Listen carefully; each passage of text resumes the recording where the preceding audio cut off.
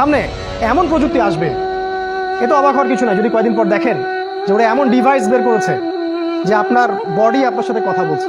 অবাক হওয়ার কিছু নেই। যদি আপনারা শোনেন কিয়ামতের মাঠে, যদি শোনেন কিয়ামতের মাঠে সব তো স্পষ্ট হয়ে যাবে, হবে না? কিয়ামতের মাঠে যদি শোনেন এই করোনা ভাইরাসটা মানুষের সৃষ্টি করা ভাইরাস, অবাক হবেন না। আপনি অবাক হতে পারেন, আমি অবাক হব না। যদি আপনি শোনেন কিয়ামতের মাঠে এর পিছনে ওদের হাত আছে, আপনি অবাক হতে পারেন, আমি অবাক হব না। সামনে এমন প্রযুক্তি আসবে